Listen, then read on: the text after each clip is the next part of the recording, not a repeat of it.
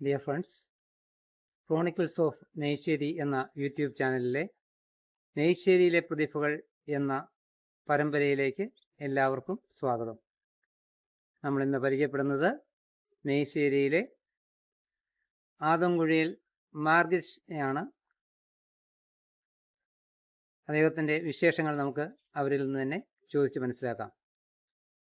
Madam, നെയ്ശ്ശേരിയിലെ ജീവിച്ച ആളുകളെ സംബന്ധിച്ചിടത്തോളം അവരുടെ നാടും അവരുടെ ചുറ്റുപാടുകളൊക്കെ എന്നും ഓർമ്മിക്കുന്ന ഒന്നായിരിക്കും. മാഡത്തിൻ്റെ ജീവിതത്തിൽ ഏറ്റവും ഓർമ്മയിൽ നിൽക്കുന്ന ഓർമ്മകൾ, മധുരമുള്ള കൊച്ചുകാലങ്ങളിലെ ഓർമ്മകൾ വല്ലതും പറയാനുണ്ടോ? നമ്മുടെ സ്വന്തം നാട്ടിൽ ജീവിച്ച് വളർന്ന ഒരാളെന്ന നിലയ്ക്ക് ചെറുപ്പകാലങ്ങളിലെ ഓർമ്മകൾ, എല്ലാ ഓർമ്മകളും വളരെ മധുരകരമായിരിക്കുമല്ലോ. പിന്നെ എനിക്ക് ഓർക്കാൻ ഓരോ ഓർമ്മയൊന്നുമില്ല, ഒരുപാട് ഓർമ്മകളുണ്ട്. പ്രത്യേകിച്ച് നമ്മുടെ സ്കൂൾ കാലഘട്ടം അതൊരിക്കലും മറക്കാൻ പറ്റില്ല. നമ്മുടെ ജീവിതകാലം മുഴുവൻ ഓർത്തിരിക്കുന്ന കുറേ സൗഹൃദങ്ങളും, പിന്നെ നമ്മുടെ ഒരു കുടുംബം പോലെ നമ്മളെ വളർത്തിക്കൊണ്ടുവന്ന ഒരു ഗ്രാമം എന്ന് തന്നെ പറയാം. അങ്ങനെ ഒരു ഗ്രാമം, അതുപോലെ നമ്മുടെ അയൽവക്കം, ഒരു വീട് പോലെ കഴിഞ്ഞ അയൽവക്കങ്ങൾ, പിന്നെ നമ്മളെ എന്നും സ്വന്തം മക്കളെ പോലെ സ്നേഹിച്ചിട്ടുള്ള നമ്മുടെ ഗുരുക്കന്മാർ, അതിൽ പലരും ഇപ്പോഴും നമ്മളുമായിട്ട് വിളിക്കുകയും അടുപ്പമുണ്ട്, സംസാരിക്കും. അവരൊക്കെ എന്ന് പറഞ്ഞു കഴിഞ്ഞാൽ നമ്മുടെ ഒരിക്കലും നമുക്ക് മറക്കാൻ പറ്റാത്ത ചില ബന്ധങ്ങളും ചില കാര്യങ്ങളുമൊക്കെയാണ്. അതുപോലെ അന്നത്തെ കാലഘട്ടം എന്ന് പറയുന്നത് ഇന്നത്തെ പോലെ അല്ലല്ലോ. നമ്മൾ ഒരുപാട്, എനിക്ക് തോന്നുന്നു നമ്മുടെ ഒരു ജനറേഷൻ എന്ന് പറയുന്നത് ഒരുപാട് സാമ്പത്തിക ബുദ്ധിമുട്ടിലൂടെയും ഒക്കെ കടന്നു പോയിട്ടുള്ള ഒരു ജനറേഷൻ. ബുദ്ധിമുട്ടുള്ള കാലഘട്ടമാണ്. നമുക്ക് പഠിക്കാനൊക്കെ ആണെങ്കിലും നമുക്ക് എല്ലാ കാര്യത്തിനും നമുക്ക് പൊതുവെ മറ്റുള്ളവരുടെ എല്ലാ ഒരു സഹായം നമുക്ക് എപ്പോഴും ആവശ്യമുള്ള ഒരു കാലഘട്ടമായിരുന്നു. ഒരുപാട് പേരുടെ സഹായം കൊണ്ടാണ് നമ്മളിപ്പോൾ ഈ നിലയിൽ എത്തിയത്. എനിക്ക് വളരെ കൃതജ്ഞതയോടെ ഓർക്കുന്ന ഒരുപാട് പേരുണ്ട് നമ്മുടെ ഈ കൊച്ചു ഗ്രാമത്തിൽ. ഈ സ്കൂളിലെ കാര്യം ഇപ്പോൾ പറഞ്ഞല്ലോ, സ്കൂളിൽ നമുക്ക് എന്നും വളരെ പ്രചോദനം നൽകിയ, അല്ലെങ്കിൽ നമുക്ക് ഏറ്റവും സന്തോഷം ഉണ്ടാക്കിയ ഒരു ഇൻസിഡന്റ് വല്ലതും ഒന്ന് ഓർമ്മയിൽ പറയാൻ കിട്ടുമോ? ഇപ്പോഴും തെളിഞ്ഞു നിൽക്കുന്ന ഒരു അനുഭവമാണ്. 4ാം ക്ലാസ്സിൽ പഠിക്കുമ്പോഴാണ് എനിക്ക് ആദ്യമായിട്ട് പ്രൊഫഷൻസി സമ്മാനം കിട്ടുന്നത്, പഠിത്തത്തിനുള്ള സമ്മാനം. അപ്പോൾ എനിക്ക് അറിഞ്ഞുകൂടാ ഞാനാണ് നമ്പർ 1 എന്നുള്ളത്. അപ്പോൾ നമ്മുടെ ആനുവൽ ഡേ ഫംഗ്ഷൻ എൻ്റെ പേര് വിളിച്ചു സ്റ്റേജിൽ, മാർഗരറ്റ് AP എന്ന് വിളിച്ചപ്പോൾ ഞാനിങ്ങനെ ഞെട്ടിയിരിക്കുക.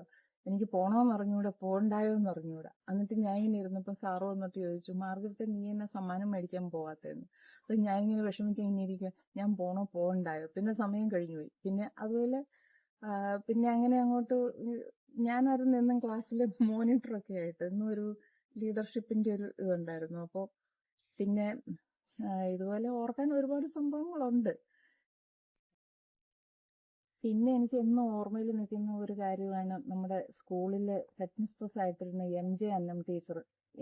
ഞാൻ കോളേജിൽ അഡ്മിഷൻ കിട്ടി, ഞാൻ പഠിക്കാൻ പോകാമെന്ന് പറഞ്ഞപ്പോൾ ടീച്ചർ എന്നെ വലിയ കാര്യമായിട്ട് വിളിച്ചിട്ട് നമ്മുടെ ലൈബ്രറിയിൽ നിന്ന് കെമിസ്ട്രി പുസ്തകം, പ്രീ ഡിഗ്രിക്ക് പഠിക്കാനുള്ള പുസ്തകം എടുത്ത് എനിക്ക് തന്നിട്ട് പറഞ്ഞു, നന്നായിട്ട് പഠിച്ചോളണം, നല്ല ഭാവിയുള്ള കുട്ടിയാണ്, നന്നായിട്ട് പഠിച്ചോളണം. എന്നും ഞാൻ എൻ്റെ മനസ്സിൽ വളരെ നന്ദിയോടെ ഓർക്കുന്ന വേറൊരു കാര്യം അത്. അതുപോലെ എല്ലാ ടീച്ചർമാരും നമുക്ക് എപ്പോഴും സപ്പോർട്ടായിരുന്നു. ഇവിടുന്ന് പോയി കഴിഞ്ഞിട്ട് കോളേജിലേക്കാണല്ലോ പോയത്. കോളേജിലാണ് പഠിച്ചത്? ഞാൻ തൊടുപുഴ ന്യൂമാൻ കോളേജിലാണ് പഠിച്ചത്. പ്രീ ഡിഗ്രിക്ക് സെക്കൻഡ് ഗ്രൂപ്പ് എടുത്താണ് പഠിച്ചത്. ഡിഗ്രിക്ക് ഞാൻ സെക്കൻഡ് ഗ്രൂപ്പ് എടുത്തത് എനിക്ക് ഡോക്ടർ ആകണം എന്നുള്ള ഒരു ആഗ്രഹം വെച്ചായിരുന്നു. പക്ഷെ എനിക്ക് അത് പറ്റിയില്ല. ഞാൻ എൻട്രൻസ് ഒക്കെ 1 വർഷമായിരുന്നു, കിട്ടുമെന്നൊക്കെ വലിയ പ്രതീക്ഷയിലൊക്കെ ഇരുന്നു, പക്ഷെ കിട്ടിയില്ല. പിന്നെ ഞാൻ പ്രീ ഡിഗ്രി കഴിഞ്ഞിട്ട് പിന്നെ എനിക്ക് ഇഷ്ടമുള്ള സബ്ജക്റ്റ് ഫിസിക്സ് ആയതുകൊണ്ട് BSc ഫിസിക്സ് എടുത്ത് പഠിച്ചു, ന്യൂമാൻ കോളേജിൽ തന്നെ പഠിച്ചു. പിന്നെ അത് കഴിഞ്ഞിട്ട് പിന്നെ MSc ചെയ്തു ആലുവ UC കോളേജിൽ. MSc കഴിഞ്ഞിട്ട് പിന്നെ ഞാൻ റിട്ടൺ ടെസ്റ്റ് ഒക്കെ എഴുതി എനിക്ക് എയർപോർട്ട്സ് അതോറിറ്റിയിൽ ജോലി കിട്ടി. എയർപോർട്ട് അതോറിറ്റിയിൽ കിട്ടാനുണ്ടായ, അല്ലെങ്കിൽ അവിടെ അപേക്ഷ കൊടുക്കാനുണ്ടായ സന്ദർഭം എന്താണ്? അന്ന് എനിക്ക് പഠിത്തമൊക്കെ കഴിഞ്ഞിട്ട് നമുക്ക് ജോലി ഇല്ലാതിരിക്കുന്ന ഒരു ചെറിയൊരു പീരീഡ് ഉണ്ടായിരുന്നു. ആ സമയത്ത് ഞാൻ പാരലൽ കോളേജിൽ നമ്മളെല്ലാവരും ചെയ്യുന്ന സാധാരണ ഒരു പണിയാണ്, ജോലി കിട്ടാതിരിക്കുമ്പോൾ ഇടവേളയിൽ ഒരു പാരലൽ കോളേജിൽ പഠിപ്പിക്കാനായിട്ട് പോകും. അങ്ങനെ പോയിക്കൊണ്ടിരിക്കുന്ന സമയത്താണ് ഇങ്ങനെ എയർപോർട്ട് അതോറിറ്റിയിൽ ഒരു വേക്കൻസി ഉണ്ടെന്ന് പറഞ്ഞിട്ട് അതിന് അപ്ലൈ ചെയ്യാനായിട്ട് പറഞ്ഞത്. അപ്പം ഞാനിങ്ങനെ അപ്ലൈ ചെയ്തു. അന്ന് ഏതെങ്കിലും ഒരു ജോലി കിട്ടുക എന്നുള്ളതായിരുന്നു ഏറ്റവും മുഖ്യമായ കാര്യം. അതിപ്പോൾ എയർപോർട്ട് അതോറിറ്റി ആണോ എന്നതാണോ നമ്മൾ നോക്കൂല, ആദ്യം കിട്ടിയൊരു ചാൻസ് ആണത്. അതിന് നമ്മൾ അപ്ലൈ ചെയ്ത് റിട്ടൺ ടെസ്റ്റിന് വിളിച്ചു. ഇന്റർവ്യൂവിന് ടെസ്റ്റ് പാസ്സായി ഇന്റർവ്യൂവിന് വിളിച്ചു. അപ്പോൾ ആദ്യം കിട്ടിയ ജോലി, പിന്നെ വേറെ ഒന്നും കൂടുതൽ ആലോചിച്ചില്ല, കിട്ടിയ ജോലിക്ക് അങ്ങ് പോയി, അത്രേ ഉള്ളൂ. പേപ്പറിൽ അതിന് പരസ്യം കണ്ട് പോയതാണോ അല്ലെങ്കിൽ ആരെങ്കിലും പരസ്യം കണ്ട് പോയതാണോ? പക്ഷേ ചേച്ചിയാണ് എന്നെ വിളിച്ചത്, ഇങ്ങനെ ഒരു വേക്കൻസി ഉണ്ട്, നീ അപ്ലൈ ചെയ്യുക എന്നൊക്കെ പറഞ്ഞിട്ട്. പൊതുവെ ഗ്രാമീണ പശ്ചാത്തലത്തിൽ വളരുന്ന ആളുകൾ പറയുന്ന ഒരു പരാതിയുണ്ട്, ഞങ്ങൾക്ക് ഈ പറയുന്ന തൊഴിലുകളെ പറ്റിയോ കോഴ്സുകളെ പറ്റിയോ മനസ്സിലാക്കാനുള്ള അവസരം പലപ്പോഴും കിട്ടാറില്ല. അത് മാത്രമല്ല, നമ്മുടെയൊക്കെ കാലഘട്ടത്തിൽ എന്ന് പറയുമ്പോൾ തീരെ അതിനുള്ള ആകെ ഒരു പത്രമേ കാണുന്നുള്ളൂ, വേറെ ഒന്നും കാണുന്നില്ലാത്തൊരു കാലഘട്ടത്തിലാണ്. അതെ, നമ്മള് പേപ്പർ പോലും വായിക്കുന്നത് വളരെ റെഗുലർ ആയിട്ട് നമ്മൾ പേപ്പർ വരുത്തുകയോ വായിക്കുകയോ ചെയ്യില്ല. അന്ന് ഞാൻ ഓർക്കുന്നുണ്ട്, നമ്മുടെ കാക്കരകുന്നേല് അവര് പേപ്പർ വരുത്തുമായിരുന്നു, നമ്മളിവിടെ വരുത്തണില്ലായിരുന്നു. ഞാൻ അവിടുന്ന് പോയി പേപ്പർ എടുത്തുകൊണ്ട് വന്നിട്ടാണ് ഇവിടെ വായിച്ചുകൊണ്ടിരുന്നത്. അതുപോലെ ആദ്യത്തെ ഇന്റർവ്യൂ ആയിരുന്നു, അത് പാസ്സായി, ഈ ജോലി കിട്ടുമെങ്കിൽ. അതെ അതെ, അന്ന് ജോലി കിട്ടുക എന്നുള്ളതായിരുന്നു ഏറ്റവും വലിയൊരു ആവശ്യം. എവിടെ ആദ്യം ജോലി കിട്ടിയത്? എയർപോർട്ട് അതോറിറ്റിയിലെ ജോലിയായിരുന്നു. ആദ്യം നമ്മളെ ട്രെയിനിങ്ങിനെ വിളിച്ചത്. അന്ന് 4 മാസത്തെ ട്രെയിനിങ് ഉണ്ട് ആദ്യം. അപ്പോൾ അലഹബാദിൽ നമ്മുടെ ട്രെയിനിങ് സെന്റർ ഉണ്ട്, സിവിൽ ഏവിയേഷൻ ട്രെയിനിങ് സെന്റർ എന്ന് പറഞ്ഞിട്ട്. അവിടെ 4 മാസത്തെ ട്രെയിനിങ് ഉണ്ടായിരുന്നു. അത് കഴിഞ്ഞിട്ട് പിന്നെ പോസ്റ്റിംഗ് വരും. പോസ്റ്റിംഗ് വന്നപ്പോൾ ബോംബെയിൽ തന്നെ പോസ്റ്റ് ചെയ്തത്. ആദ്യം പോസ്റ്റ് ചെയ്തത് 1990 സെർവ് ചെയ്തിട്ട് ഒരു 25-ല് ഞാൻ റിട്ടയർ ആയി. ഈ 25 റിട്ടയർ ചെയ്യുമ്പോൾ ഏത് പോസ്റ്റിൽ നിന്നാണ് റിട്ടയർ ചെയ്തത്? ഞാൻ റിട്ടയർ ചെയ്ത് ഡെപ്യൂട്ടി ജനറൽ മാനേജർ ആയി. അത് സാധാരണ കിട്ടാവുന്ന പരമാവധി പോസ്റ്റാണോ ഇത്? അത് കിട്ടാവുന്ന പരമാവധി പോസ്റ്റ് അല്ല. നമ്മള് കമ്മ്യൂണിക്കേഷൻ സൈഡിൽ ഈ പ്രൊമോഷനൊക്കെ വളരെ കുറച്ച് ഡിലേ ഉള്ള സംഭവമാണ്. അപ്പോൾ എന്റെ ഒരു ഇത് വെച്ചിട്ട് എനിക്ക് കിട്ടാവുന്ന ഏറ്റവും വലിയൊരു പോസ്റ്റ് ആയിരുന്നു ഡെപ്യൂട്ടി ജനറൽ മാനേജർ എന്ന് പറയുന്നത്. ഇതൊക്കെ ഈ നാട്ടിലെ പിള്ളേരെ സംബന്ധിച്ചിടത്തോളം ഇത്രയും ഹയർ പോസ്റ്റിലേക്ക് ഒരു നെയ്ശ്ശേരിക്കാരി എത്തി എന്ന് പറയുന്നത് തന്നെ ഒരു വലിയ കാര്യമായിട്ട് എനിക്ക് തോന്നുന്നു. അത് അവർക്ക് കൂടുതൽ പ്രചോദനം നൽകുമെന്നാണ് എനിക്ക് തോന്നുന്നത്. അതായിരിക്കും, കാരണം ഞാൻ ജോയിൻ ചെയ്ത സമയത്ത് എവിടെയാ ജോലി എന്ന് ചോദിക്കുമ്പോൾ എയർപോർട്ട് അതോറിറ്റിയിലാന്ന് പറയുമ്പോൾ ആർക്കും എയർപോർട്ട് അതോറിറ്റി എന്താന്ന് പോലും അറിയത്തില്ല. എല്ലാരും കേട്ടേക്കുന്നത് എയർ ഇന്ത്യ അല്ലെങ്കിൽ ഇന്ത്യൻ എയർലൈൻസ്. അതിപ്പോ ആളുകൾക്ക് വേണ്ടിയിട്ട് ഈ ഇന്ത്യൻ എയർലൈൻസ് അല്ലെങ്കിൽ എയർപോർട്ട് ഓഫ് ഇന്ത്യയും തമ്മിലുള്ള വ്യത്യാസം. എയർപോർട്ട്സ് അതോറിറ്റി ഓഫ് ഇന്ത്യ എന്ന് പറയുന്നത് നമ്മൾ അതോറിറ്റിയാണ്. നമ്മൾ എല്ലാ എയർപോർട്ടിന്റെയും air traffic control, communication system, ഇതെല്ലാം നമ്മളാണ്. ഓപ്പറേഷണൽ സൈഡ് ഇതെല്ലാം നമ്മളാണ് ചെയ്യുന്നത്. പിന്നെ ഈ അദാനിയൊക്കെ പ്രൈവറ്റൈസ് ചെയ്യുന്ന പറയുന്നത് അവരൊക്കെ ഈ എയർപോർട്ടിന്റെ ഈ ബിൽഡിംഗ് കൺസ്ട്രക്ഷൻ, അതുപോലെ ബാക്കി ഫെസിലിറ്റീസ്, അതുപോലെയുള്ള കാര്യങ്ങളൊക്കെ മെയിൻറ്റെയിൻ ചെയ്യുന്ന, റൺവേ വർക്ക്, അതുപോലെയുള്ള സംഭവങ്ങളെല്ലാം ചെയ്യുന്നത് അവർ. അപ്പോൾ എയർക്രാഫ്റ്റിനെ കൺട്രോൾ ചെയ്യുന്നതും അതിന്റെ ഓപ്പറേഷൻസ്, അങ്ങനെയുള്ള കാര്യങ്ങളെല്ലാം നമ്മുടെ എല്ലാ എയർപോർട്ടും നിങ്ങളുടെ കീഴിലാണ്. എല്ലാ എയർപോർട്ടുകളും നമ്മുടെ കീഴിലാന്ന് പറയാൻ പറ്റില്ല. ഈ ഡിഫൻസിന്റെയും അവരുടെയൊക്കെ ഉണ്ടല്ലോ. അല്ലാതെ സിവിൽ എയർക്രാഫ്റ്റുകളെല്ലാം എയർപോർട്ട് അതോറിറ്റിയുടെ കീഴിൽ വർക്ക് ചെയ്യുന്നു. പഠിക്കുന്ന കാലത്ത് ഇതുങ്ങളൊക്കെ ഹയർ പോസ്റ്റിലെത്താൻ കഴിയുമെന്ന് സ്വപ്നം കാണാറുണ്ടായിരുന്നു? പഠിക്കുന്ന കാലത്ത് നമുക്ക് അങ്ങനെ വലിയ സ്വപ്നങ്ങൾ എന്ന് പറഞ്ഞാൽ എവിടെയെങ്കിലും ഒരു നല്ല രീതിയിൽ എത്തണമെന്നുള്ളതല്ലാതെ എവിടെ എത്തണമെന്ന് നമുക്കൊന്നും ഗൈഡ് ചെയ്യാൻ ആരുമില്ല. നമ്മളെ ഗൈഡ് ചെയ്യാൻ ആരുമില്ല എന്നുള്ളതാണ് മെയിൻ ആയിട്ടുള്ളത്. പിന്നെ അന്ന് ചെയ്യാവുന്നത് നമുക്ക് പഠിക്കണം എന്നറിയാം. ചേച്ചിയെ പോലെ എന്തെങ്കിലും ഒരു ജോലി ചെയ്യണമെന്ന് നമുക്ക് ആഗ്രഹമുണ്ട്. അതുകൊണ്ട് പഠിക്കാൻ പറ്റുന്നത്ര പഠിക്കുക, പിന്നെ എവിടെ എത്തുന്നോ അവിടെ എത്തുക. അങ്ങനെ ദൈവകൃപ കൊണ്ട് അങ്ങനെ എത്തി എന്നല്ലാതെ പ്രത്യേകിച്ചൊരു ലക്ഷ്യം വെച്ച് അല്ലെങ്കിൽ എയർപോർട്ട് അതോറിറ്റിയിൽ ജോയിൻ ചെയ്യണം എന്ന് വിചാരിച്ച് അങ്ങനെയല്ലായിരുന്നു നമ്മുടെ ഒരു രീതി അന്ന്. ഈ അവിടുത്തെ ജോലി കഴിഞ്ഞിട്ടാണല്ലോ സൗന്ദര്യ മത്സര രംഗത്തേക്ക് മാഡം വരുന്നത്. അതിനുണ്ടായ പ്രചോദനം എന്താണെന്ന് പറയാമോ? അത് ശരിക്കും ജോലി കഴിഞ്ഞിട്ടായിരുന്നില്ല. ഞാൻ ഈ ജോലിയിൽ ഇരിക്കുമ്പോൾ തന്നെ നമുക്കൊരു വിമൻ വെൽഫെയർ അസോസിയേഷൻ ഉണ്ട്, കല്യാൺമയി എന്നാണ് അതിന്റെ പേര്. ഈ വിമൻ വെൽഫെയർ അസോസിയേഷനിൽ ഞാൻ സെക്രട്ടറി ആയിട്ടും പ്രസിഡന്റ് ആയിട്ടും ഒക്കെ വർക്ക് ചെയ്തിട്ടുണ്ട്. അപ്പൊ ഈ സോഷ്യൽ ചാരിറ്റി വർക്ക്, അതുപോലെ ഒരുപാട് കാര്യങ്ങൾ ചെയ്യുന്ന ഒരു ചാരിറ്റി ഓർഗനൈസേഷനാണിത്. അതിലിങ്ങനെ വർക്ക് ചെയ്തുകൊണ്ടിരുന്നപ്പോൾ ഈ 2ാമത്തെ പ്രാവശ്യം ഡൽഹിയിൽ നിന്ന് തിരിച്ച് തിരുവനന്തപുരത്ത് വന്നു കഴിഞ്ഞപ്പോൾ വിമൻസ് ഡേ സെലിബ്രേഷൻ ഉണ്ടായിരുന്നു. എല്ലാ ആൾക്കാരെയും വിളിച്ച് ഇന്റർനാഷണൽ വിമൻസ് ഡേ സെലിബ്രേറ്റ് ചെയ്യും. അന്ന് ഞാൻ കല്യാൺമയുടെ പ്രസിഡന്റ് ആയിട്ടിരിക്കുക. അപ്പോൾ കുറച്ച് കൾച്ചറൽ പ്രോഗ്രാംസ്, അതുപോലെ കോമ്പറ്റീഷൻസ് എല്ലാം ഉണ്ടായിരുന്നു. ആ സമയത്താണ് നമ്മളിങ്ങനെ ഫാഷൻ ഷോ, അതിലൊരു ഐറ്റം ആയിരുന്നു. അപ്പോൾ എയർപോർട്ട് അതോറിറ്റി ഉണ്ട് അതിനകത്ത്. എയർപോർട്ട് അതോറിറ്റിയിൽ നിന്നും ലേഡീസ് പാർട്ടിസിപ്പേറ്റ് ചെയ്യുന്നുണ്ട്. നോക്കുമ്പോൾ നമ്മുടെ സൈഡിൽ നിന്ന് പാർട്ടിസിപ്പേറ്റ് ചെയ്യാൻ ആകെ ഒരാളേ ഉള്ളൂ.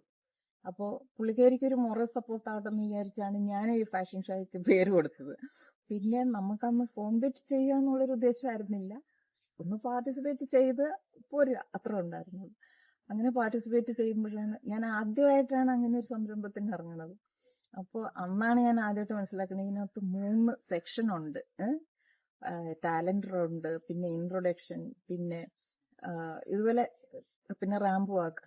എന്താണേലും ഒരു പറയണ പോലെയെല്ലാം ഞാൻ ചെയ്തു കഴിഞ്ഞാൽ എനിക്ക് സമ്മാനമൊന്നും കിട്ടില്ല എന്ന് എനിക്കറിയാം. കാരണം അങ്ങനെ ഒരു പഠിച്ചിട്ടൊന്നും അല്ലല്ലോ ഞാൻ പോകുന്നത്. ആദ്യമാണ് ജീവിതത്തിൽ ആദ്യമായിട്ട് എന്താണെന്നറിയാതെ വെറുതെ പോയി പാർട്ടിസിപ്പേറ്റ് ചെയ്തു. പക്ഷെ പാർട്ടിസിപ്പേറ്റ് ചെയ്തൊക്കെ കഴിഞ്ഞ് കഴിഞ്ഞപ്പോൾ എനിക്ക് ഭയങ്കരമായിട്ട് ഇഷ്ടപ്പെട്ടു. കാരണം അന്ന് വരെ ഞാൻ ഈ കല്യാൺമേയുടെ സെക്രട്ടറി ആയിട്ടും വോളണ്ടിയർ വർക്കൊക്കെ ചെയ്തും കട്ടന്റെ പിന്നിൽ നമ്മൾ വർക്ക് ചെയ്തുള്ള എക്സ്പീരിയൻസ് എനിക്കുള്ളൂ. ഭയങ്കര നല്ലതായിട്ട് ഓർഗനൈസ് ചെയ്യുന്ന ആളാണെന്നൊക്കെ ഇങ്ങനെ പറയുമെങ്കിലും സ്റ്റേജിൽ പെർഫോം ചെയ്തത് ഈ സ്കൂളിലൊക്കെ നമ്മൾ പാട്ടൊക്കെ പാടുമായിരുന്നു, കൊച്ചു കൊച്ചു സമ്മാനമെങ്കിലും. സെക്രട്ടറിയും പ്രസിഡന്റും ഒക്കെ ആകുമ്പോൾ അല്ലെങ്കിലും ഈ ഇതിനകത്ത് പ്രസംഗിക്കുകയും മീറ്റിങ്ങുകളിൽ പ്രസംഗിക്കുകയൊക്കെ ചെയ്യാം. മീറ്റിങ്ങും അതുപോലുള്ള കാര്യങ്ങളൊക്കെ ഉണ്ട്. നമ്മൾ ഒരുപാട് പ്രോഗ്രാംസ് ഓർഗനൈസ് ചെയ്യും. ഇപ്പൊ കല്യാൺമേയുടെ റീജിയണൽ പ്രോഗ്രാം ഒക്കെ ഇവിടെ ട്രിവാൻഡ്രത്ത് വെച്ചായിരുന്നു. എല്ലാ കല്യാൺമേയുടെ ഓഫീസ് ഫെയേഴ്സ് എല്ലാം ഡൽഹിയിൽ നിന്നൊക്കെ വന്നിട്ട് അതുപോലെ വലിയ വലിയ പ്രോഗ്രാംസ് ഒക്കെ നമ്മൾ ഓർഗനൈസ് ചെയ്യാറൊക്കെ ഉണ്ട്. ആദ്യമായിട്ടാണ് പക്ഷേ ഈ ഫാഷൻ ഷോ എന്ന് പറയുന്ന ഒരു സ്റ്റേജിൽ ഞാൻ പാർട്ടിസിപ്പേറ്റ് ചെയ്യുന്നത്. പക്ഷെ ഞാനത് എൻജോയ് ചെയ്തു എന്നുള്ളതാണ്. അപ്പോൾ എൻ്റെ ഉള്ളിൻ്റെ ഉള്ളിൽ എനിക്ക് ഇങ്ങനെ സ്റ്റേജിൽ ഷൈൻ ചെയ്യണം എന്നുള്ളൊരു ആഗ്രഹം ഉണ്ടായിരുന്നു എന്നുള്ളത് ഞാൻ തന്നെ മനസ്സിലാക്കിയ ഒരു സന്ദർഭമായിരുന്നത്. പക്ഷെ അത് കഴിഞ്ഞിട്ട് ഞാൻ പിന്നെ അതിനെ വിട്ടു. പക്ഷെ എനിക്കൊരു ചെറിയൊരു യൂട്യൂബ് ചാനലുണ്ട്, അന്നേ ഉണ്ട്. വെറുതെ ഒരു ചാനൽ തുടങ്ങി വെച്ചു. ഫേസ്ബുക്ക്, ഇൻസ്റ്റാഗ്രാം, അതുപോലെ ഒരു യൂട്യൂബ് ചാനൽ. അതിൽ ഞാൻ വെറുതെ ഇതിനകത്ത് ഇങ്ങനെ ഈ വീഡിയോ അപ്ലോഡ് ചെയ്തു. അപ്ലോഡൊക്കെ ചെയ്തിട്ട് പിന്നെ ഞാൻ എയർപോർട്ടിൽ ചെന്നപ്പം പല രീതിയിലുള്ള റെസ്പോൺസാണ് എനിക്ക് കിട്ടിയത്. ചിലർ പറഞ്ഞു, അയ്യോ ഭയങ്കര തൊലിക്കെട്ടിയാണ് കേട്ടോ ഈ പ്രായത്തിൽ ഫാഷൻ ഷോ നടത്തുകയെന്ന് പറയുന്നത്. പിന്നെ ചോദിച്ചു, ഈ ക്യാറ്റ് വർക്കൊക്കെ എങ്ങനെ പഠിച്ചു? വീട്ടിൽ ക്യാറ്റ് ഉണ്ടായിരിക്കും ഇല്ലേ എന്ന് പറഞ്ഞാൽ നമ്മളിങ്ങനെ കളിയാക്കുക, ഇങ്ങനെയൊക്കെ പറയാം. അത് നമ്മൾ സ്വാഭാവികം. ഞാൻ പോലും വിചാരിച്ചല്ലേ ഇങ്ങനെ ഒരെണ്ണം ചെയ്യണം. പക്ഷെ വേറെ കുറച്ച് ഫ്രണ്ട്സ് എനിക്കുണ്ട്, വേറെ എയർപോർട്ടിലൊക്കെ IGI വെച്ചിട്ട് അതുപോലെ വേറെ എയർപോർട്ടിൽ എൻ്റെ ഫ്രണ്ട്സ് ഒക്കെ ഉണ്ടല്ലോ. പക്ഷെ അവരൊക്കെ ഈ യൂട്യൂബ് വീഡിയോ കണ്ടിട്ട് പറഞ്ഞു, മാഡം മിസ്സസ് ഇന്ത്യ കോൺടെസ്റ്റിന് ജോയിൻ ചെയ്യണം, മാഡം ഒന്ന് പ്രിപ്പയർ ചെയ്തിട്ട് പാർട്ടിസിപ്പേറ്റ് ചെയ്താൽ മാഡത്തിന് കിട്ടും ഉറപ്പാണ്. അപ്പോൾ അത് പറഞ്ഞപ്പം നമ്മുടെ ഫ്രണ്ട്സൊക്കെ എന്തായാലും നമ്മളെ അപ്രീഷിയേറ്റ് ചെയ്യുമല്ലോ, അവർക്ക് നമ്മളെ ഇങ്ങനെ എൻകറേജ് ചെയ്യാന്നുള്ളത് നമ്മുടെ ഫ്രണ്ട്സ് ആയതുകൊണ്ടായിരിക്കുമല്ലോ. അത് ഞാനങ്ങ് വിട്ടു.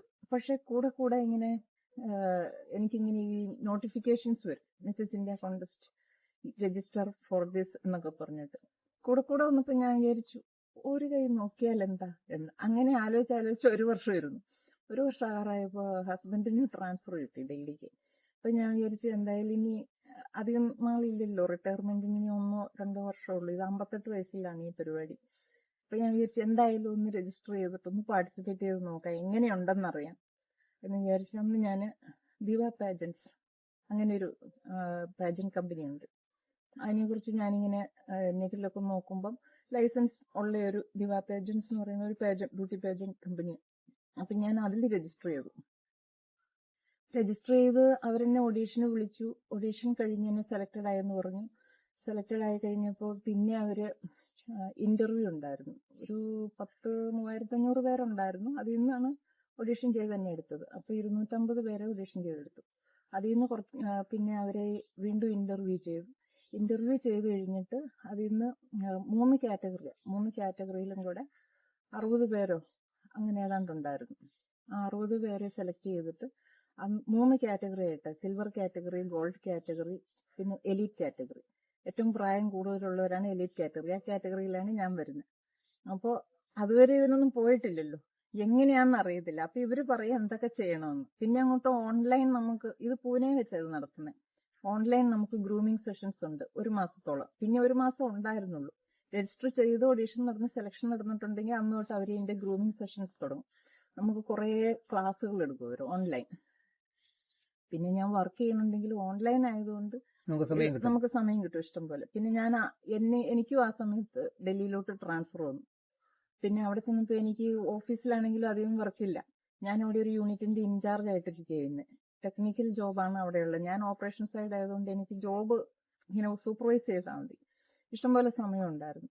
അപ്പൊ ഇങ്ങനെ ഗ്രൂമിങ് ഒക്കെ ചെയ്ത് അവർ നമുക്കെല്ലാം നമ്മുടെ ഡയറ്റ്, സ്കിൻ എങ്ങനെ നമ്മൾ നോക്കണം, പിന്നെ ബ്യൂട്ടി ബേസ്ഡ് ആയിട്ടുള്ളത് കുറെ ഗ്രൂമിങ് സെഷൻസ് ഉണ്ട്. പിന്നെ നമ്മുടെ ആ, ഒരുപാട് സെക്ഷൻസ് ഉണ്ട്. അത് വളരെ യൂസ്ഫുൾ ആയിട്ടുള്ള കാര്യങ്ങളാണ്. നമ്മുടെ ഹെൽത്ത്, നമ്മുടെ പേഴ്സണാലിറ്റി, നമ്മുടെ എന്ത് പറയണ, എൻ്റെ ഇംഗ്ലീഷ് കേട്ടിട്ട് you are from south India, നമ്മുടെ സൗത്ത് ഇന്ത്യയിൽ നിന്ന് പോകുന്നവർക്കുള്ള ഒരു മെയിൻ പ്രശ്നം അതാ. നമുക്ക് ഇംഗ്ലീഷ് പറയാന്ന് പറയുന്നത്, ഇംഗ്ലീഷൊക്കെ പഠിച്ചിട്ടുണ്ട്, നമ്മൾ പരീക്ഷയൊക്കെ എഴുതി ഫസ്റ്റ് ക്ലാസ് ഒക്കെ കിട്ടിയിട്ടുണ്ട്, പക്ഷെ സംസാരിക്കാൻ വാ തുറക്കാന്ന് പറയുമ്പോൾ ഭയങ്കര ബുദ്ധിമുട്ടാണ്.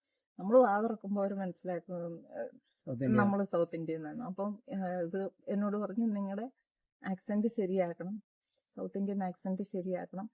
ഇനി ഇതിന് കഴിയുമ്പം ഇന്റർനാഷണലിന് പോകാനുള്ള. അപ്പൊ ഞാൻ വിചാരിച്ചു ഇവരിങ്ങനെ ഈ പറഞ്ഞ പോലെ നമ്മളെ മോട്ടിവേറ്റ് ചെയ്യാൻ വേണ്ടി പറയുന്നതായിരിക്കും എന്ന് വിചാരിച്ചു. പക്ഷെ ഞാൻ മിസ്സിസ് ഇന്ത്യ കോൺടെസ്റ്റിന് ചെന്ന് കഴിഞ്ഞപ്പം എനിക്കതിന് ഫസ്റ്റ് റണ്ണറപ്പ് ആയിട്ട് എനിക്ക് ക്രൗൺ കിട്ടി. അപ്പൊ അത് കഴിഞ്ഞപ്പോൾ പിന്നെ ഇന്റർനാഷണലിനെല്ലാം വിട്ടു. അപ്പോഴാണ് ഈ ഇംഗ്ലീഷിന്റെ ഇതൊക്കെ ശരിയാക്കാൻ വേണ്ടിയിട്ടുള്ള കൂടുതൽ പ്രഷറൊക്കെ വന്നത്. എന്തായാലും അത് നല്ലൊരു എക്സ്പീരിയൻസ് ആയിരുന്നു. അതിന് ഈ ഇംഗ്ലീഷ് ശരിയാക്കാനുള്ള ട്രെയിനിങ് അവർ തന്നെ തരുമോ? അവര് തന്നെ തരും. അവര് നമ്മള് എല്ലാ കാര്യത്തിനും അവര് ഓരോരുത്തരെ നമ്മളെ ട്രെയിൻ ചെയ്യാനായിട്ട് വയ്ക്കും. അപ്പൊ നമ്മള് നല്ലൊരു പൈസ പേയ്മെന്റ് നടത്തണ്ടേ? പേയ്മെന്റ് വേണം. അവര് നമുക്ക് എന്തൊക്കെയാണ് ചെയ്യേണ്ടതെന്നുള്ള ഗൈഡൻസ് തരും. ഗൈഡൻസ് തരും, ആളെയും തരും. തരും. അതൊരു വലിയ കാര്യമാണ്. കാരണം നമുക്ക് പലപ്പോഴും ആളെ കണ്ടെത്തുക എന്ന് പറയുന്നതാണല്ലോ ഒരു വലിയ ബുദ്ധിമുട്ട്. ഒരുപാട് നമുക്ക് ഇച്ചിരി ബുദ്ധിമുട്ടുള്ള കാര്യമാണ്. കാരണം ആരൊക്കെയാണ് ഈ ഫീൽഡിൽ മെച്ചമുള്ളതെന്ന് നമുക്കറിയില്ലല്ലോ. നമുക്കറിയാൻ പറ്റൂല. പിന്നെ എനിക്കതുകൊണ്ട് ഗുണമുണ്ടായത് എന്റെ ഹെൽത്ത്, ഓവറോൾ ഹെൽത്ത് ഇമ്പ്രൂവ് ചെയ്തു.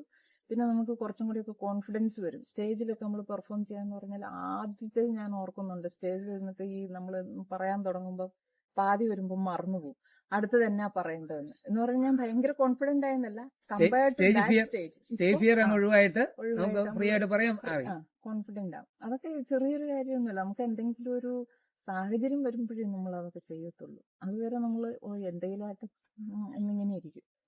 പിന്നെ 60 വയസ്സൊക്കെ ആയപ്പോൾ ഞാൻ ഇതിന് ചെയ്യാൻ തുടങ്ങാമെന്ന് വിചാരിച്ചതിന്റെ കാരണം തന്നെ, ഇപ്പൊ റിട്ടയർ ചെയ്ത് കഴിഞ്ഞിട്ട് നമ്മൾ വെറുതെ ഇരിക്കുന്ന ഒരു സ്റ്റേജാണ്. അപ്പൊ ഞാൻ കണ്ടിട്ടുണ്ട് പല സ്ത്രീകളും ഈ റിട്ടയർ ചെയ്ത് കഴിയുമ്പം ഒന്നിലോ TV സീരിയലൊക്കെ കണ്ട് സമയം ഇങ്ങനെ കളയും, അല്ലെങ്കിൽ ഏതെങ്കിലുമൊക്കെ ഒരു ഗ്രൂപ്പിൽ എന്തെങ്കിലുമൊക്കെ ചെയ്തുകൊണ്ടെടുക്കും. അവരുടെ ഗ്രോത്തിനെ കുറിച്ചോ അല്ലെങ്കിൽ വീണ്ടും അവർക്ക് എന്തെങ്കിലും കോൺട്രിബ്യൂട്ട് ചെയ്യാൻ പറ്റുമോ അതിനെക്കുറിച്ചൊന്നും ആരും അധികം ചിന്തിക്കാറില്ല. പെൻഷൻ പറ്റിയതോടുകൂടി എന്റെ കാലം ഏതാണ്ട് തീർന്നു, ഇനി എങ്ങനെ പോയാൽ മതി എന്ന് വിചാരിക്കുന്നവരാണ് സ്ത്രീകളിൽ കൂടുതൽ. ചെയ്യാനില്ല, നമ്മുടെ സമയം കഴിഞ്ഞു, നമ്മുടെ ലൈഫ് ഈസ് ഓവർ എന്ന് വിചാരിക്കുന്ന ഒരു ആറ്റിറ്റ്യൂഡാണ് പൊതുവെ കാണുന്നത്. ഇപ്പൊ നമ്മളായിട്ട് എന്തെങ്കിലും ഇനീഷ്യേറ്റീവ് എടുത്ത് നമ്മൾ തന്നെ ചെയ്തെങ്കിലേ നമുക്ക് മനസ്സിന് സന്തോഷം തരുന്ന എന്ത് കാര്യമാണ് നമ്മൾ തന്നെ കണ്ടുപിടിച്ച് അതിൽ നമ്മൾ തന്നെ ചെയ്തെങ്കിലേ കാര്യങ്ങൾ നടക്കത്തുള്ളൂ. അല്ലെങ്കിൽ ഞാൻ ഓർക്കുന്നുണ്ട്, നമ്മളൊക്കെ പഠിക്കുന്ന കാലത്ത് ഒരു സാറ് പെൻഷൻ പറ്റുക എന്ന് പറഞ്ഞു കഴിഞ്ഞാൽ അത് അങ്ങേരുടെ കാലം കഴിഞ്ഞു തീർന്നു എന്നാണ് നമ്മുടെ ഒരു സങ്കല്പം. സാറും വിചാരിക്കും, മറ്റുള്ളവർ വിചാരിക്കും, ഓ ഈ സാറ് പെൻഷനായി, ഇനിയൊന്നും ഇല്ല. എന്നോടും ചോദിച്ചിട്ടുണ്ട്, പലരും ചോദിച്ചിട്ടുണ്ട്, റിട്ടയർ ആകാൻ പോവുക, ഇനി വല്ലയിടത്തും ഒന്നും മര്യാദയ്ക്ക് ഇരുന്നൂടെ എന്ന് എന്നോട് പലരും ചോദിച്ചിട്ടുണ്ട്. അപ്പൊ ഞാൻ പറയുന്നത്, ഇനിയാണ് എനിക്ക് ജീവിക്കാനുള്ളത്. പണ്ട് സോക്രട്ടീസ് പറഞ്ഞിട്ടില്ലേ, നിങ്ങൾക്ക് 2 ലൈഫുണ്ട്, എല്ലാ മനുഷ്യർക്കും 2 ലൈഫുണ്ട്. രണ്ടാമത്തെ ലൈഫ് തുടങ്ങുന്നത് നിങ്ങൾക്ക് ഒരു ലൈഫേ ഉള്ളൂ എന്ന് നിങ്ങൾ മനസ്സിലാക്കുന്ന സമയത്താണ്. അത് ശരിയാണ്. ഈ റിട്ടയർമെന്റിന് ശേഷം എല്ലാ ഉത്തരവാദിത്തങ്ങളിൽ നിന്നും ഒഴിവായിട്ട് നമുക്ക് വേണ്ടി ജീവിക്കാനുള്ള ഒരു സമയമുണ്ട്. അതെ, അതിനു മുമ്പ് നമ്മളിങ്ങനെ ജോലിയുടെ തിരക്ക്, പിള്ളേരെ വളർത്തുന്നതിന്റെ തിരക്ക്, അവരുടെ പഠിപ്പും കാര്യങ്ങളും, അവരുടെ ഭാവി, നമുക്ക് വേറെ ഒന്നിനെ കുറിച്ച് ആലോചിക്കാൻ സമയമില്ല. ഈ ഉത്തരവാദിത്തങ്ങളിൽ നിന്നൊക്കെ ഒന്ന് ഒഴിവായി കഴിയുമ്പോഴാണ് ഉള്ള ആഗ്രഹങ്ങളും പണ്ട് നമ്മൾ മാറ്റി വെച്ചിട്ടുള്ള കാര്യങ്ങളും ഒക്കെ നമുക്ക് ചെയ്യാനൊരു സമയം കിട്ടുന്നത്. അപ്പോൾ ഇനിയാണ് ജീവിക്കേണ്ടത് എന്നുള്ളൊരു രീതിയിൽ നമ്മൾ അതൊക്കെ ചെയ്തു കഴിഞ്ഞാൽ, എന്ന് പറഞ്ഞാൽ നമ്മളിപ്പം നമ്മുടെ ടീനേജിൽ നമ്മൾ ഇതൊക്കെ ചെയ്തിരുന്നെങ്കിൽ കുറച്ച് ഇതിനേക്കാൾ നല്ലതായിരുന്നായിരിക്കും. പറ്റിയില്ലല്ലോ, ചെയ്യാൻ പറ്റില്ല. അതുകൊണ്ട് ഏറ്റവും നല്ല സമയം ഇപ്പോഴാണ്. അത്രേ ഉള്ളൂ. ഈ വേൾഡ് വൈസ് പോയ മത്സരത്തെ പറ്റി കൂടി ഇന്റർനാഷണൽ പാജന്റിന് മിസ്സിസ് മില്ലേനിയം വേൾഡ് യൂണിവേഴ്സ് എന്ന് പറയുന്ന ഒരു പാജന്റ് ആയിരുന്നു. അത് മലേഷ്യയിൽ വെച്ചായിരുന്നു 2025 സെപ്റ്റംബറിൽ. അത് രാജ്യത്തെ പ്രതികരിച്ച് ഇന്ത്യയെ പ്രതികരിച്ചാണ്. നിങ്ങൾ എത്ര പേരന്ന് പങ്കെടുത്തു? നമ്മളന്ന് ബോംബെന്നൊരു കുട്ടി ഉണ്ടായിരുന്നു, മിസ്സിസ് മില്ലേനിയം യൂണിവേഴ്സ്. ഞാൻ വേൾഡ് എലീറ്റ് കാറ്റഗറി, ഞാൻ റണ്ണറപ്പ് ആയിരുന്നു. അത് കാരണം മിസ്സിസ് മില്ലേനിയം വേൾഡ്, അതിനാണ് ഞാൻ പാർട്ടിസിപ്പേറ്റ്. 2 പേരുണ്ടായിരുന്നുള്ളൂ നമ്മുടെ പാജിംഗ് കമ്പനി. എന്നിട്ട് അവിടെ പോയിട്ടുള്ള സമ്മാനം അവിടെ പോയിട്ട് ഞാൻ 3rd റണ്ണറപ്പായി. മിസ്സിസ് മില്ലേനിയം വേൾഡ് എർത്ത് എന്നാണ് ആ ടൈറ്റിലിന്റെ പേര്. അതിന്റെ മോട്ടോ എന്ന് പറയുന്നത് ലവ് ഓഷൻ ലവ് എർത്ത്. അതാണ് എന്ന് പറഞ്ഞാൽ നമ്മുടെ എർത്തിനെയും ഓഷനെയും നമ്മൾ എങ്ങനെ നന്നായിട്ട് വെക്കുന്നോ അതനുസരിച്ചാണ് അടുത്ത ജനറേഷന്റെ നിലനിൽപ്പ് എന്നുള്ളതാണ് അതിന്റെ ഒരു. ഈ രണ്ട് മത്സരങ്ങളിലേ പങ്കെടുത്തിട്ടുള്ളൂ. പിന്നെ മത്സരങ്ങളിൽ ഞാൻ ഫാഷൻ ഷോയ്ക്ക് പൂനെ ടൈംസ് ഫാഷൻ വീക്കിൽ ഫാഷൻ ഷോയ്ക്ക് പാർട്ടിസിപ്പേറ്റ് ചെയ്തിട്ടുണ്ട്. പിന്നെ ഞാൻ അങ്ങനെ പാജന്റിൽ പാർട്ടിസിപ്പേറ്റ് ചെയ്തു. കാരണം അവരുടെ പാർട്ടിസിപ്പന്റ് ആയി കഴിഞ്ഞ് നമ്മൾ വിൻ ചെയ്ത് കഴിയുമ്പോൾ നമുക്കൊരു കോൺട്രാക്ട് ഉണ്ട്. 1 വർഷത്തേക്ക് വേറെ പാജന്റ് ഒന്നും നമ്മൾ പങ്കെടുക്കാൻ പാടില്ല. പക്ഷെ നമ്മൾ ജൂറി ആയിട്ടൊക്കെ നമുക്ക് പോവാം. അപ്പോൾ ഞാനിങ്ങനെ മിസ്സിസ് കേരളത്തിന്റെ ജൂറി ആയിട്ട് പോയിട്ടുണ്ട്. പിന്നെ മിസ്സിസ് ഇന്ത്യ ഗൃഹലക്ഷ്മിയുടെ അതിന് ജൂറി ആയിട്ട് അടുത്ത വർഷം ജൂറി ആയിട്ട് പോയിട്ടുണ്ട്. ഇപ്പൊ എന്നെ മലേഷ്യയിൽ അവർ ഇൻവൈറ്റ് ചെയ്തിട്ടുണ്ട് VIP ജഡ്ജായിട്ട് അവരുടെ ഈ വർഷത്തെ 26 പാജന്റിന് വേണ്ടിയിട്ട്. ഇപ്പൊ ഈ ഓഗസ്റ്റിൽ ലാസ്റ്റ് വീക്കിൽ പോകാനിരിക്കും. ഈ നമ്മുടെ ബോഡിയുടെ ഇതിനുള്ള തയ്യാറെടുപ്പുകളിനകത്ത് നമ്മുടെ ബോഡിയുടെ ക്രമീകരണം എന്ന് പറഞ്ഞാൽ എക്സസൈസ് അതുപോലെയുള്ള യോഗ അതുപോലെയുള്ള കാര്യങ്ങളൊക്കെ ഉൾപ്പെടുത്തിയിട്ടില്ലേ? എല്ലാം ഉണ്ട്. നമ്മള് സ്ലിം ബ്യൂട്ടി ആയിരിക്കണമെന്നോ അല്ലെങ്കിൽ സൈസ് 0 ആയിരിക്കണമെന്നോ ഒരിക്കലും പറയുന്നില്ല. നമ്മൾ ഹെൽത്തി ആയിരിക്കണം. ഇപ്പോൾ കുറച്ച് ചബിയാണ്, തടിയൊക്കെ ഉള്ള ആളാണെങ്കിലും അത് നല്ലപോലെ മെയിൻറ്റെയിൻ ചെയ്യുന്ന ഒരാളായിരിക്കണം, ഹെൽത്തി ആയിരിക്കണം, അത്രേ പറയുന്നുള്ളൂ. ഇപ്പൊ എല്ലാവർക്കും സൈസ് 0 ആയിട്ടും മോഡലായിട്ടും ഇരിക്കാൻ ഒരു പ്രായം കഴിഞ്ഞാൽ പറ്റുന്ന കാര്യമല്ല. പ്രത്യേകിച്ച് ലേഡീസിന് അവർക്ക് ഈ ഹോർമോണൽ പ്രോബ്ലംസ് ഉണ്ടാവും. അതുപോലെ ഡെലിവറിയോട് സംബന്ധിച്ച് ബോഡിയുടെ ഷേപ്പൊക്കെ മാറിയിട്ടുണ്ടാവും. അതുകൊണ്ട് നമുക്ക് ഈ മിസ്സിസ് കാറ്റഗറി എലീറ്റ് കാറ്റഗറി ഒക്കെ വെച്ചിരിക്കുന്നത് അതുകൊണ്ടാണ്. അവരുടെ എക്സ്പെക്ടേഷൻസ് തന്നെ അതാണ്. നമ്മൾ എങ്ങനെ ഇരുന്നാലും നമ്മൾ ഹെൽത്തി ആയിട്ട് നമ്മൾ മെയിൻറ്റെയിൻ ചെയ്യുന്നുണ്ടോ, അത്രേ ഉള്ളൂ. നമുക്കൊരു പോസിറ്റീവ് ആറ്റിറ്റ്യൂഡ് വേണം, ഒരു വിന്നിങ് ആറ്റിറ്റ്യൂഡ് വേണം, ഹെൽത്തി ആയിരിക്കണം, അത്രേ ഉള്ളൂ. നമ്മുടെ ഇത് കാണുന്ന ഈ ചാനലിൽ കുറെ ആളുകൾ ഇത് കാണാനുള്ള സാധ്യതയുണ്ട്. ഇവിടെ ഈ ഇത് കാണുന്ന കുട്ടികൾക്ക് അല്ലെങ്കിൽ യുവതികൾക്ക് കൊടുക്കാനുള്ള ഒരു സന്ദേശം എന്താണ്? ഈ എല്ലാ യുവതികൾക്കും കൊടുക്കാനുള്ള ഒറ്റ സന്ദേശം, നിങ്ങൾ ആരാണെന്ന് നിങ്ങൾ തന്നെ കണ്ടുപിടിക്കുക. നിങ്ങളുടെ സന്തോഷങ്ങൾ നിങ്ങൾ തന്നെ പൂർത്തീകരിക്കാൻ ശ്രമിക്കുക. അത് മറ്റുള്ളവരുടെ ഒരു എന്താ പറയുന്നത് വാലിഡേഷനോ അല്ലെങ്കിൽ ഇതിനോ വേണ്ടിയിട്ട് വെയിറ്റ് ചെയ്യാതിരിക്കുക. മറ്റുള്ളവരുടെ കാര്യം മാത്രം നോക്കിയാൽ പോരാ, നമുക്ക് നമ്മുടെയും കൂടെ കാര്യം നമ്മൾ നോക്കേണ്ടിയിരിക്കുന്നു. മറ്റുള്ളവരുടെ കാര്യങ്ങൾ നോക്കുന്നതും നമ്മുടെ ഒരു ഉത്തരവാദിത്വമാണ്. കാരണം നമ്മുടെ പിള്ളേരുടെ കാര്യങ്ങൾ നമ്മൾ നോക്കിയേ പറ്റുള്ളൂ. നമ്മളൊരു ജോലിയിലിരിക്കുമ്പം അതിന്റെ പൂർണ്ണ ഉത്തരവാദിത്വത്തോടെ നമ്മളത് ചെയ്യണം. പിന്നെ ഇങ്ങനെ കിട്ടുന്ന സെക്കൻഡ് ചാൻസ് എന്ന് പറയുന്നത് നമ്മൾ ഉപയോഗിക്കുക. അതെപ്പോഴും എല്ലാവർക്കും കിട്ടാതിരിക്കില്ല. കാരണം ഏത് സ്റ്റേജിൽ നമ്മൾ ഇരിക്കുന്നോ ആ സ്റ്റേജിൽ നമ്മൾ ഉത്തരവാദിത്തങ്ങൾ ഏറ്റവും ഭംഗിയായിട്ട് ചെയ്യുക. എന്ന് പറഞ്ഞാൽ മറ്റുള്ളവരുടെ കാര്യങ്ങൾ നമ്മൾ അന്വേഷിക്കാതെയല്ല നമ്മൾ നമ്മുടെ കാര്യങ്ങൾ ചെയ്യുന്നത്. നമുക്കിങ്ങനെ ഒരു അവസരം കിട്ടുമ്പോൾ ആ അവസരത്തെ നമ്മൾ പരമാവധി ഉപയോഗിക്കുക. അതാണ് അതിനകത്തെ കാര്യം. അപ്പം നിങ്ങൾ സെറ്റിൽ ചെയ്തിരിക്കുന്നത് തിരുവനന്തപുരത്താണ്. തിരുവനന്തപുരത്ത് എവിടെയാണ് സെറ്റിൽ ചെയ്തിരിക്കുന്നത്? മണ്ണാന്തല. ഇനി കുടുംബത്തെ പറ്റി ഏതാനും വാക്കുകൾ കൂടി ഒന്ന് പറഞ്ഞാൽ കൊള്ളാം. എൻ്റെ ഹസ്ബൻഡും എയർപോർട്ട് അതോറിറ്റിയിൽ തന്നെയാണ് വർക്ക് ചെയ്തുകൊണ്ടിരുന്നത്. നമ്മൾ ബോംബെയിൽ രണ്ടുപേരും ഒരുമിച്ച് ജോയിൻ ചെയ്ത് കഴിഞ്ഞാണ് നമ്മൾ കല്യാണമൊക്കെ കഴിഞ്ഞത്. 2 മക്കള്, ഒരു മോള് ഒരു മോന്. മോള് ഇപ്പോൾ കല്യാണമൊക്കെ കഴിഞ്ഞ അവള് ഡോക്ടറാണ്, പാത്തോളജിസ്റ്റ്. കല്യാണം കഴിച്ചിരിക്കുന്ന ഒരു പീഡിയാട്രീഷ്യനാണ്. പിന്നെ മോൻ ആർക്കിടെക്റ്റാണ്. പിന്നെ ഈ ബ്യൂട്ടി പാജന്റിന് ശേഷം ഞാനിപ്പോ മോഡലിംഗ്, ആക്ടിങ് ആ മേഖലയിലേക്ക് തിരിഞ്ഞിരിക്കുക, അടുത്ത ഇതിലോട്ട്. വളരെ നല്ല കാര്യം. കേട്ടിട്ടുണ്ട് ഏറ്റവും കൂടുതൽ കാശ് കിട്ടുന്ന പണി എന്ന് പറയുന്നത് മോഡലിംഗ് ആണെന്ന് കേട്ടിട്ടുണ്ട്. ഞാന് മോഡലിംഗിൽ എനിക്ക് താല്പര്യമുണ്ട്. പക്ഷെ ഞാനിപ്പോ ആക്ടിങ്ങിലാണ് കോൺസെൻട്രേറ്റ് ചെയ്യുന്നത്. ഞാൻ ഡൽഹിയിൽ ഉണ്ടായിരുന്നപ്പോ എനിക്ക് 1 വർഷം ഫ്രീ ആയിട്ടുണ്ടായിരുന്നല്ലോ ആ സമയം. അപ്പൊ എനിക്ക് ഈ പാജന്റ് വിന്നേഴ്സിന് ഇങ്ങനെ ഓഫറുകൾ വരും ആക്ട് ചെയ്യാനുള്ള. അപ്പൊ ഞാനിങ്ങനെ അന്വേഷിച്ചപ്പോ എന്റെ കൂടെ പാജന്റ് വിന്നേഴ്സ് ആയിട്ടുള്ള മറ്റാൾക്കാരും ഒക്കെ ഉണ്ടായിരുന്നു. അപ്പൊ പിന്നെ നമുക്ക് ഇഷ്ടമുള്ളൊരു ഫീൽഡ് ആയതുകൊണ്ട് പിന്നെ അതും ഞാൻ തുടങ്ങി. പിന്നെ അപ്പോൾ ഒരു ആഡ് ഫിലിം ചെയ്തു, 3 മ്യൂസിക് ആൽബം ചെയ്തു, ഒരു വെബ് സീരീസ് ചെയ്തു, 2 ബോളിവുഡ് മൂവീസ്, ഒരെണ്ണം ഇപ്പോൾ 90% കംപ്ലീറ്റ് ആയിട്ടുണ്ട്.